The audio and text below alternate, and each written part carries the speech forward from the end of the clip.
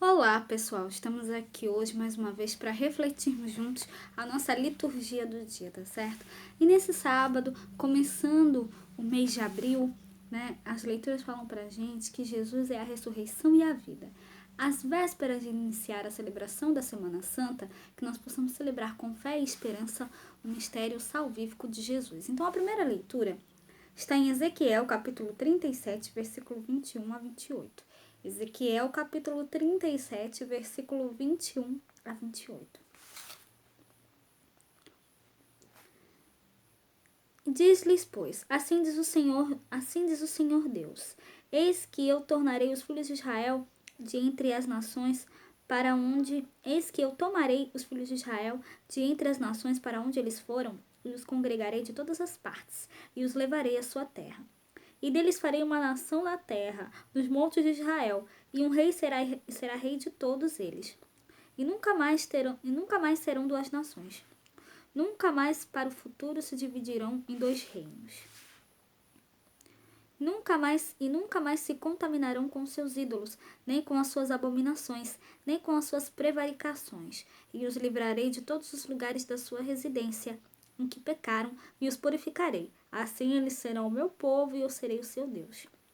E o meu servo Davi reinará sobre eles, e todos eles terão um pastor, e andarão nos meus juízos, e guardarão os meus estatutos, e os observarão. E habitarão na terra que dei a meu servo Jacó, na qual habitaram vossos pais. E habitarão nela eles e seus filhos, e os filhos de seus filhos para sempre. E Davi, meu servo, será seu príncipe eternamente. E farei com eles um concerto de paz, e será um concerto perpétuo.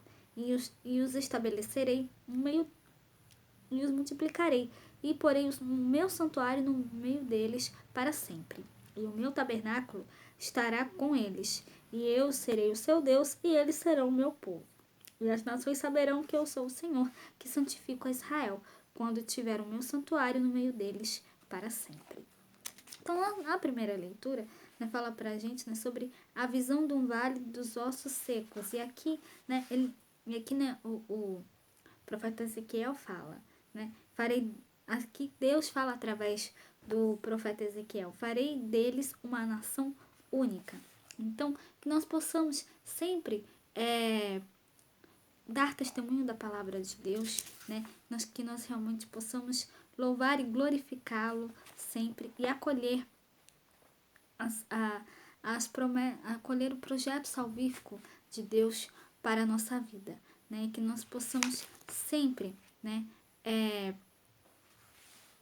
colocar em prática as palavras, e ele faz uma aliança com a gente, uma aliança eterna, então que nós possamos, sempre, fazer a vontade de Deus na nossa vida. E agora, falando do Evangelho, hoje ele está em João capítulo 11, versículo 45 a 56. João capítulo 11, versículo 45 a 56. Naquele tempo, muitos dos judeus tinham ido à casa de Maria e viram que Jesus fizeram e creram nele. E viram que Jesus fizera e creram nele. Mas alguns deles foram ter com os fariseus e disseram-lhes o que Jesus tinha feito.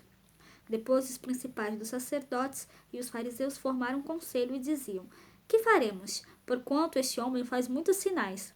Se o deixamos assim, todos crerão nele, e virão os romanos e tirar-nos-ão o nosso lugar e a nação. E Caifás, um deles, que era sumo sacerdote naquele ano, lhes disse: vós nada sabeis, nem considerais que nos convém que um homem morra pelo povo, e que não pereça toda a nação. Ora, ele não disse isto de si mesmo, mas sendo sumo sacerdote naquele ano, profetizou que Jesus devia morrer pela nação. E não somente pela nação, mas também para reunir em um corpo os filhos de Deus que andavam dispersos. Desde aquele dia, pois consultavam-se para o matarem. Desde aquele dia, pois consultavam-se para o matarem.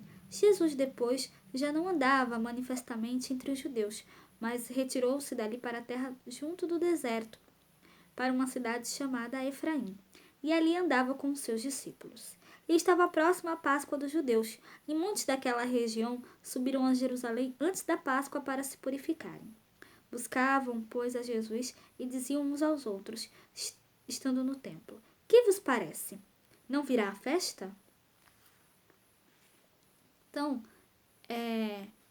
a primeira lei, a leitura do Evangelho, né, de hoje, né, ilustra a reação oposta diante do sinal realizado por Jesus em Betânia e anuncia o sentido salvífico da morte de Jesus. Muitos que viram Jesus fazer com que Lázaro retornasse à vida biológica creram nele. Entenderam o sinal, creram que ele é a ressurreição e a vida eterna. Outros tantos, entre eles os fariseus e os sumos sacerdotes, não creram em Jesus, infelizmente. Reunindo o conselho, o sinédrio, tramaram a sua morte, sob o falso interesse de proteger, dos romanos o nosso lugar santo, Jerusalém e o templo, e a nossa salvação. Deliberaram, a respeito, da morte do Senhor. Temiam perder a sua posição de poder e privilégios. O significado salvador do martírio de Jesus é explicitado pela profecia de Caifás, complementada pela nota do evangelista a respeito do dito pelo sumo sacerdote. Caifás, Jesus não foi crucificado apenas para que Israel não perecesse. Ele morreu para salvar e reunir todos os filhos de Deus dispersos.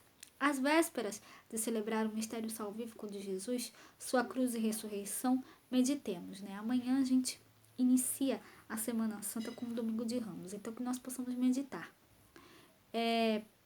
Creio em Jesus pela forma como conduzo a minha vida? Minha participação na comunidade é de quem crê na verdade ser um dos filhos de Deus reunido por Jesus por meio de sua morte e Páscoa? Então que nós possamos refletir sobre isso, tá certo? Então, era isso que eu tinha para falar para vocês hoje.